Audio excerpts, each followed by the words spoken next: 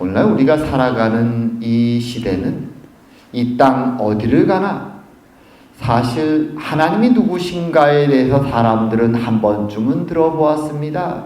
그래서 성경이나 하나님에 대한 주제를 꺼내는 것이 그렇게 낯설지 않습니다.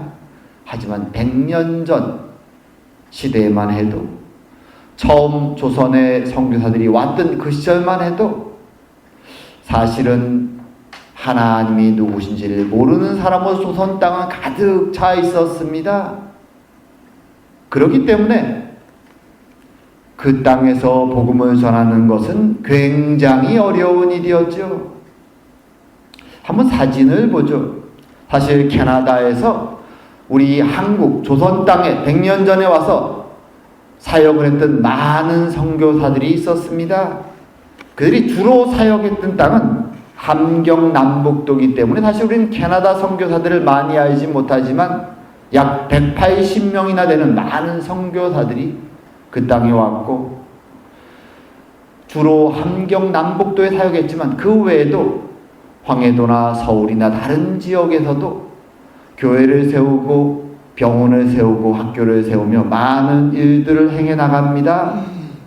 지금도 그 기념관이 우리가 잘 아는 최자화 목사님이 사역하는 한우리 장로교회 바로 옆에 가면 비전 펠로우십 전시관이라고 해서 있습니다. 아마 기회가 되면 우리가 한번 방문하게 될 텐데요. 거기에 가면 그 당시에 한국에 사역했던 선교사들의 다 자세한 이야기들이 전해집니다. 이렇게 사진으로 보면 한국인처럼 복장을 하고 한국인들처럼 살며 그들이 복음을 열심히 전했던 것을 보게 됩니다. 자, 한번 상상을 해보십시오. 100여 년 전에 한국 땅에 왔을 때 언어도 잘 통하지 않고 하나님이 누구신지도 알지 못하는 그들에게 과연 이 캐나다 선교사들은 하나님을 어떻게 전했을까요? 사실 오늘 본문에 등장하는 사도 바울이 아테네에 가서 처음 복음을 전할 때 상황이 아마도 그와 비슷했을 것입니다. 하나님을 전혀 알지 못하는 사람들, 그들에게 하나님을 어떻게 소개할 것인가? 오늘은 이 사도 바울이 처음 하나님에 대한 이야기를 듣는 아테네 사람들 앞에 전했던 그 메시지를 가지고 함께 나누면서 과연 사도 바울은 어떻게 그들에게 복음을 전했고 그 메시지가 오늘날 우리에게 어떤 의미가 있는가 함께 생각해보는 시간을 가질까 합니다. 자, 우리가 지난주에 살펴본 것처럼 사도 바울은 이제 2차 전도 여행 중에 있습니다. 그래서 안디옥에서 출발해서 우리가 아는 것처럼 유대인의 박해를 받으면서 결국 아테네 땅에까지 이르게 됩니다. 우리가 잘 알고 있는 고대 그리스에서 가장 중심되는 도시요, 오늘날도 고대 서양의 문명의 발원지라고 얘기하는, 시작점이라고 얘기하는 이 아테네에 도달한 것이죠. 오늘날 우리가 가도 아테네에 도착하면 그 대단한 고대의 문명지죠, 건물들과 화려한 예술품들을 보고 놀랍니다. 바울이 도착했을 때는 그것이 전성기를 지나서 하지만 여전히 화려한 모습을 자랑하고 있을 때죠. 예술품과 문화와 학문과 철학과 모든 것이 화려하게 빛나는 그 시절. 하지만 사도 바울은 전혀 놀라지 않습니다. 감탄하지 않습니다. 도리어 그것을 보고 사도 바울은 분노합니다. 왜냐하면 그 모든 것은 우상 숭배의 제단으로 가득 차 있었기 때문이죠. 그리고 사도 바울은 그들 앞에서 회당에 가서 메시아가 오셨음을 선포하고, 그리고 광장에 가서 헬라인들에게 하나님의 복음을 선포하기 시작합니다. 그리고 그들 가운데 헬라 철학자들을 만나 논쟁하다 보니 이제 이 헬라 철학자들이 사도 바울을 데리고 그들의 도시의 가장 중심되는, 오늘날로 말하면 시의회라고도 말할 수 있는 아테네 공의회가 있는 아레오파고로 사도 바울을 데리고 갑니다. 강제로 체포해서 간 것인지 아니면 곤면에 간 것인지는 알 수 없지만 그는 이제 아레오바고로 가게 됩니다. 아레오바고는 사실 아테네 북쪽에 위치하는 바로 옆에 있는 오늘 지금 사진으로 보이는 것 같은 이런 바위 산을 가리킵니다. 하얀 바위 언덕이죠. 이곳이 사실 아레오바고라는 명칭을 지니고 있을 뿐만 아니라 아레오바고의 모임이 이루어졌던 곳입니다.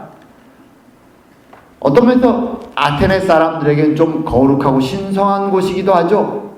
자신의 도시에서 가장 중요한 재판과 의결이 있을 때 이곳에 모여서 재판을 합니다.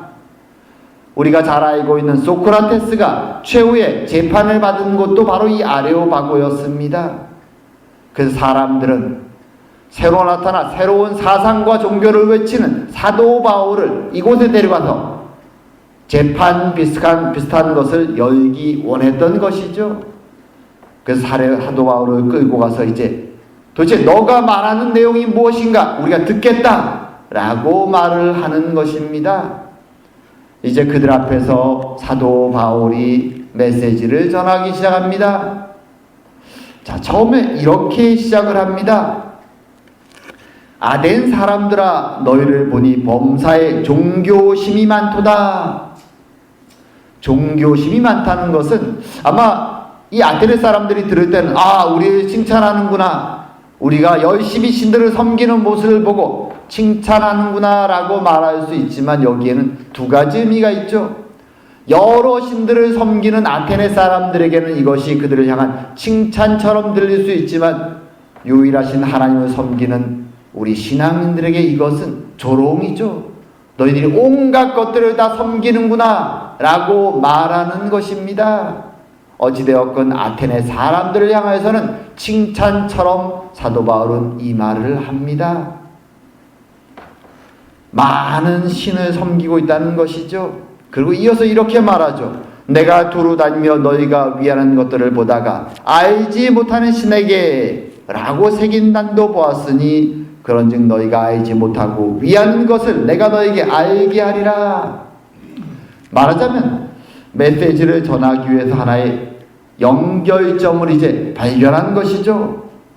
아테네에 가면 그 당시에 엄청나게 많은 신상들과 제단들이 있었는데 그 중에 하나의 이름이 알지 못하는 신에게 라고 쓰여진 제단이었던 것이죠. 그리고 그것을 빌미 삼아서 이제 그 알지 못하는 신이 누구인가 내가 너희들에게 알려주겠다 라고 사도 바울이 말을 하고 있는 것입니다. 어떤 면에서 사도 바울은 일단 이 아테네 사람들의 호감을 사고 그들의 마음을 열면서 메시지를 전하기 위해서 이렇게 시작하는 것이죠. 지혜롭게 메시지를 시작하고 있는 것입니다. 처음부터 너희들은 지금 우상 숭배를 하고 잘못되어서 라고 시작한다면 사람들은 듣지도 않고 화부터 낼 것입니다. 그러기에 사도 바울은 그들의 마음을 열면서 이제 시작을 하고 있는 것입니다. 그리고 그들에게 알지 못하는 신을 소개한다고 말하지만 실제로는 참된 하나님이 누구신가를 소개한다는 것이죠. 그리고 그 하나님에 대해서 이렇게 말하자면 그들에게는 그 신에 대해서 이렇게 설명을 합니다. 자, 뭐라고 설명하는가? 그 신, 아테네 사람들이 만들어 놓던 그 알지 못하는 신, 우주와 그 가운데 있는 만물을 지으신 하나님, 창조주라는 것이죠. 창조주. 그 신은 만물을 창조한 분이다. 천지의 주제신이 모든 만물을 만들고 그것을 운용하는 주인이다 라고 말이죠. 손으로 지은 전에 계시지 아니하시고 아테네나 그리스 사람들은 신전을 만들고 신이 그 안에 산다고 생각했습니다. 하지만 말하는 것이죠. 그 신은 온 천하 만물을 만들고 운영하는 그 신은 너희들이 만든 그 신전 안에 사는 신이 아니다. 영적인 분이다 라고 말하는 것이죠. 또 무엇이 부족한 것처럼 사람의 손으로 섬김을 받으시는 것이 아니니 그리스의 신들은 인간에게서 제사를 받고 모식을 받는 것을 굉장히 좋아하죠. 그것을 요구하죠. 하지만 참된 신은, 온 우주 만물을 창조하신 분은 너희들이 바치는 그 재물, 그 안에 거하지도 않을 뿐만 아니라 너희들이 무엇을 주어야만 먹고 사는, 너희들에게 무엇이 필요한 그런 부족함이 없는 분이다. 인간에게 무엇을 요구하고 필요한 그것을 채우는 어떤 부족함도 없는 이미 충만하신 분이다 라고 말하는 것입니다. 이는 만민에게 생명과 호흡과 만물을 친히 주시는 이심이라 그 말이죠. 인간에게 무엇을 받아야 될 만큼 부족한 것이 있는 분이 아니라 이미 도리어 너희들에게 생명과 호흡과 모든 것을 주시는 분이다라고 말이죠. 그리고 이어서 말합니다. 인류의 모든 족속을 한 혈통으로 만드사 아담으로부터 한 생명으로부터 창조해서 여기까지 왔다는 것을 말합니다. 온 땅에 살게 하시고 그들의 연대를 정하시고 인간의 생명과 수명이 그의 손에 달려 있음을 말합니다. 거주의 경계를 한정하셨으니 민족과 민족들의 경계를 노아의 사건 이후에 있었던 것처럼 바벨탑 사건을 통해서 다 갈라놓으신 것처럼 그렇게 민족과 민족의 언어와 살 장소들을 구분하여 놓으셨음을 말해주는 것입니다.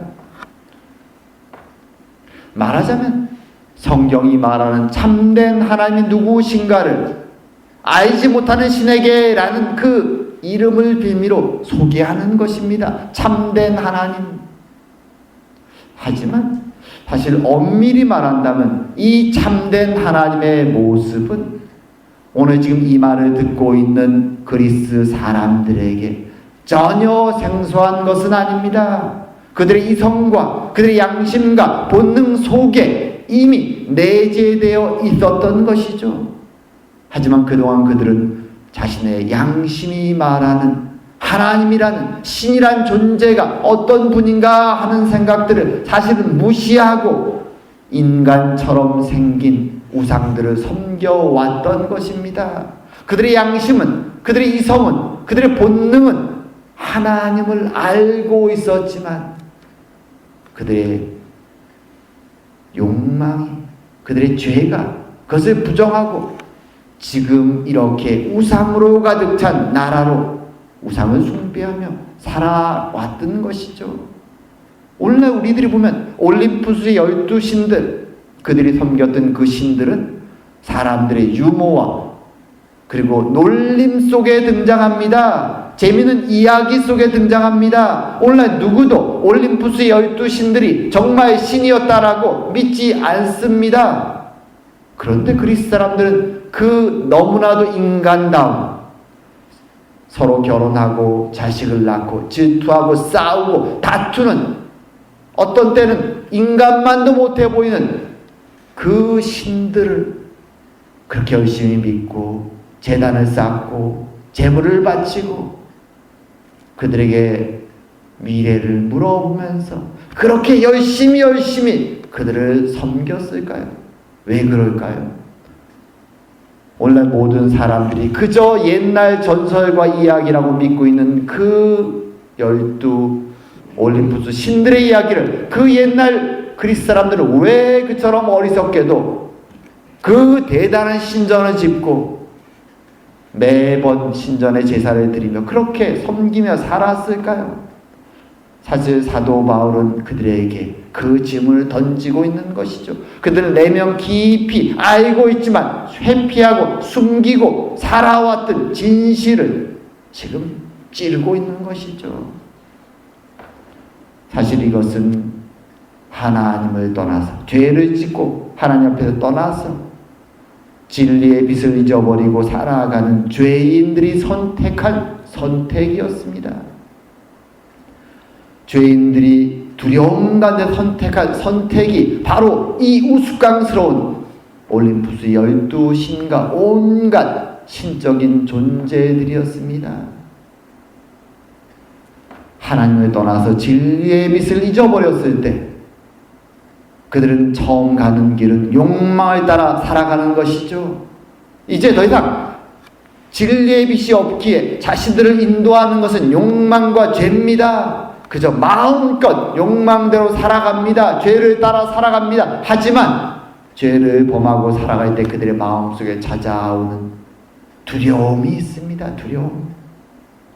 크게 그 두려움은 두 가지라고 말할 수 있을 텐데요. 하나는 죄를 짓고 살다 보니 심판이 자기에게 임한, 그것이 누구로부터 오는지 알 수 없지만 심판이 자기에게 임할 것이라는 것에 대한 두려움이 죄인인 인간에게는 있습니다. 그래서 항상 두리번거리며 죄인으로서 두려움 속에 살아가는 것이죠. 또 한 종류의 두려움, 한치 앞을 알 수 없는 세상, 하지만 폭력과 죄가 넘치는 세상임을 알기에, 자신의 연약함을 알기에, 누가 나에게 나와서 폭력을 범하고 내일 나에게 어떤 불행이 임할지 알 수 없기에 인간은 두렵고 떨립니다. 욕망은 있는데, 내가 무엇을 소유하고 쟁취하고 싶은 욕망은 있는데 그 한치 앞을 알 수 없기에 두려움 속에 그들은 떨고 있는 것이죠. 그래서 그들이 만들어낸 것이 우상입니다. 자신의 손으로 움켜쥘 수 있고, 자신이 마음대로 조종할 수 있고, 마음대로 요구할 수 있고, 나에게 내가 원하는 답을 줄 것 같은, 인간 같은, 만만해 보이는 우상을 하나 둘씩 만들기 시작한 것이죠.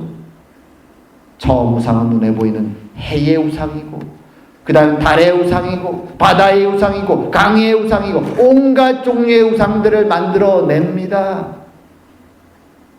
그래서 그리스만이 아니라 이집트나 바벨론이나 고대의 국가들을 가면 오늘날 우리들의 시선으로 보면 너무나도 우스꽝스러운 인간과 같은, 서로 결혼하고 자식을 낳고 싸우고 질투하고 다투는 그런 어린아이 같은 신들을 그들은 만들어내는 것입니다.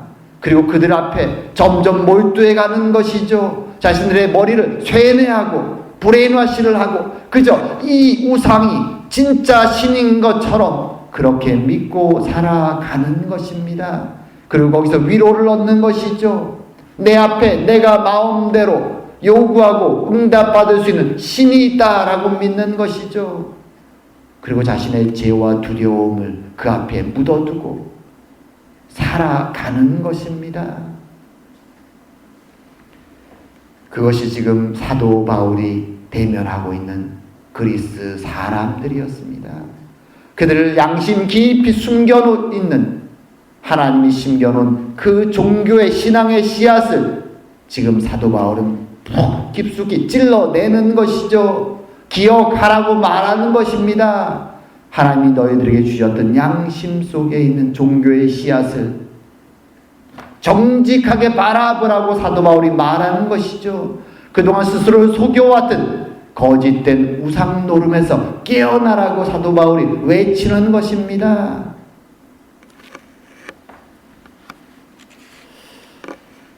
참으로 세상은, 그 옛날 사도 바울이 만났던 그 세상은 그렇게 스스로를 속이며 두려움 속에서 온갖 종류의 우상을 만들고 살아갔던 것입니다.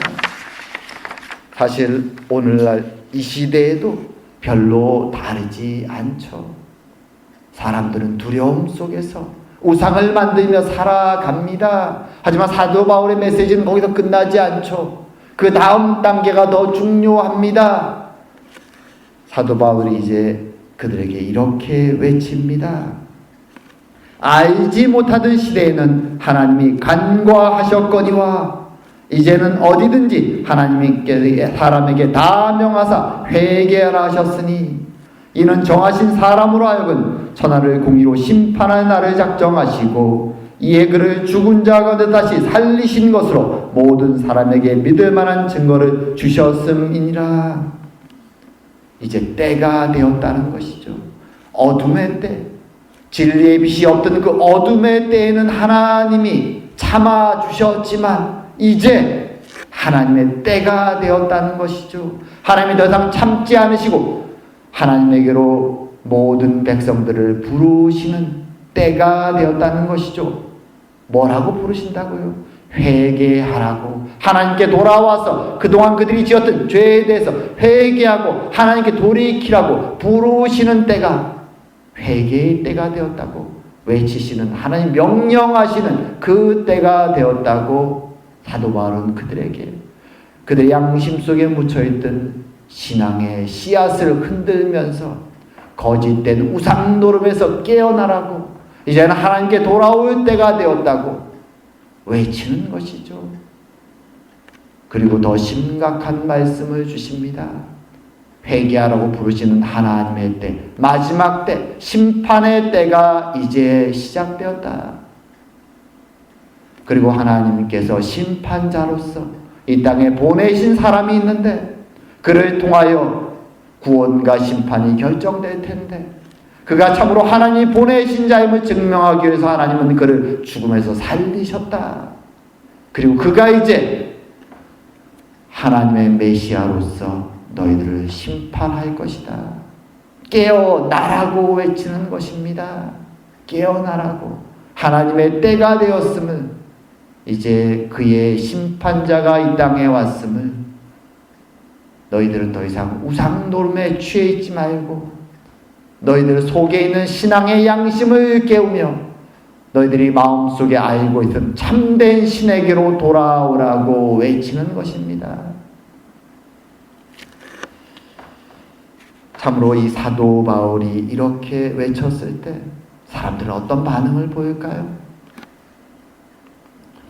어떤 사람들은 이 말을 듣고 32절에 말하는 것처럼 조롱합니다. 거부합니다. 하지만 어떤 사람들은 다시 한번 이것을 듣겠다라고 말하기도 합니다. 혼란이 벌어지는 것이죠. 아테네 최고의 재판장이 사도 바울의 메시지를 듣고 혼란 속에 빠진 것입니다. 그리고 사도 바울은 그 재판장을 당당하게 걸어서 떠나게 됩니다. 그때 사도 바울을 따라오는 사람들이 있었습니다. 그리고 그를 믿기 시작하죠. 그 중에 아레오바고 관리 디오누시오, 말하자면 아레오바고 관리니까 그 시의회 최고 재판자들 중에 한 명은 회심자가 되었다는 것입니다. 그리고 고위층에 있었던 다말이라는 여인도 따라왔고 그 외에 많은 사람들이 회심자가 되어 사도 바울을 따라왔다고 말합니다. 우상의 땅이 하나님의 진리의 빛이 비춰지고 이제 회심자들이 생겨나기 시작한 것입니다. 그리고 이제 그 땅은, 그렇게 시작한 그 그리스 땅은 오늘날 그리스 땅에 가게 되면 인구의 90% 이상이 하나님을 믿는 기독교 국가로 바뀌었습니다. 우상의 나라였고 우상의 도시였던 그곳이 더 이상 누구도 올림푸스의 12신들을 섬기는 자는 존재하지 않는 것이죠. 그저 옛날 이야기로, 자신들의 어리석은 조상들의 이야기로 웃고 넘어갑니다.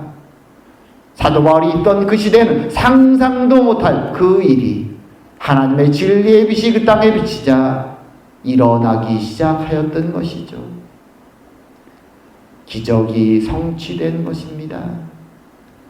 하지만 그 옛날 사도 바울이 갔던 우상의 땅 그 아테네, 그 모습은 지금 변화되었지만 우리가 살고 있는 이 세상은 어떤 면에서 그 옛날 사도 바울이 임했던 아테네와 별로 다르지 않습니다. 더 이상 올림푸스 12신을 우상으로 섬기지는 않습니다. 이 세상은. 하지만 그럼에도 불구하고 사람들은 자신의 죄와 두려움 때문에 내일을 두려워하며 걱정하며 여전히 우상을 만들어 갑니다. 그 우상은 때로는 것이 돈일 수도 있고 명예일 수도 있고 권력일 수도 있습니다. 때로는 그 외에 또 다른 우상일 수도 있죠. 이단을 믿는 사람도 있습니다. 사람들은 여전히 죄와 두려움 속에서 무엇인가 자신을 위로해 줄 수 있는 것, 그것만을 붙잡고 있으면 마음이 평안해질 수 있는 그 헛된 위로를 우상에서 찾고 있는 것입니다. 우린 이 말씀 앞에서, 이런 세상의 모습 앞에서 우리의 모습을 돌아보는 것이 필요합니다. 과연 나에게는 혹시 우상이 없는가? 하나님 외에 내가 붙잡고 그것을 바라보며 미소 지으며 마음의 위로를 삼고 있는 나의 우상은 없는가? 그리고 동시에 우리는 세상 앞에서 오늘 사도 바울이 그렇게 드러냈던 것처럼 참된 하나님의 모습을 당당히 드러낼 수 있어야 되는 것이죠. 세상 만물을 창조하신 하나님, 생명을 주신 하나님, 영적이신 하나님, 그리고 여전히 우리를 붙잡고 인도해 가시는 우리의 아버지 하나님, 구원자를 보내주실 뿐만 아니라 그의 아들의 십자가의 죽으심을 통하여 그 약속을 성취하신 하나님, 그 하나님의 모습을 세상 앞에서 당당히 드러내며 그분만이 우리의 참된 위로임을 고백하며 살아갈 수 있어야 되는 것입니다. 이제 말씀을 맺을까 합니다. 오늘 사도 바울은 고대 세계에서 가장 화려한 예술과 문화를, 철학을 자랑했던 아테네에 도착해서 그들의 가장 고위층들 앞에서, 아레오파고 앞에서 하나님의 말씀을 외칩니다. 비록 심령은 분노하지만 그들 앞에서 분노로 시작하는 것이 아니라 지혜롭게 그들의 마음을 열며 그들이 그동안 그들의 양심 속에 속이며 우상 숭배를 해왔던 그들의 마음 깊숙이 숨겨져 있었던 진리의 씨앗을 꺼내놓으며 참된 하나님이 누구신가를 그들 앞에 드러냈습니다. 그리고 그 진리의 빛이 하나님이 그 빛을 사용하셔서 그 땅을 변화시키신 것입니다. 오늘날 우리도 사도 바울처럼 어둠이 가득한 세상을 살아갑니다. 진리의 빛이 없는, 그래서 각자 소견에 오른 대로 우상을 만들고 그것을 붙잡고 살아가는 세상을 살아갑니다. 그 속에서 우리는 오늘 사도 바울처럼 하나님의 진리의 빛을 드러내며 참된 하나님이 누구신가를 드러내며 그 하나님을 믿고 섬기며 기뻐하며 하나님의 영광을 드러내며 이 시대를 살아가야 될 것입니다. 참으로 그리하여서 우리의 마음속에 하나님의 기쁨과 은혜가 매일매일 동행하는 저와 여러분 되기를 주의 이름으로 축원드립니다. 다 같이 기도드리겠습니다. 사랑과 은혜의 하나님 아버지, 참으로 그 옛날 세상적인 시선에서는 가장 화려한 땅이지만 하나님 눈앞에서는 우상의 땅이요 어둠의 땅이었던 그 아테네 땅에 담대하게 하지만 지혜롭게 하나님의 복음을 선포했던 사도 바울의 모습을 보았습니다. 주님, 이 시대에도 여전히 우리는 두려움 속에서 우상을 섬기며 살아가는 시대에 살고 있습니다. 주님, 우리가 깨어있게 하여 주시고 혹시 우리는 우상을 붙잡고 살아가진 않는지 스스로를 돌아보게 하여 주시오며 참되신 하나님, 진리의 하나님을 세상 가운데 드러내며 그 진리의 빛으로 말미암아 그 옛날 아테네 땅에서 놀라운 기적을 일으키신 하나님의 은혜가 우리의 삶 가운데도 함께할 수 있도록, 우리도 그것을 경험하며 살아갈 수 있도록 주님 은혜 내려 주시옵소서. 오늘도 우리의 심령 가운데 함께 하시며 아버지 되시고 보호자 되시고 구원자 되시며 인도자 되시는 하나님께 감사하며 모든 말씀 주 예수 그리스도 이름으로 기도드립니다. 아멘.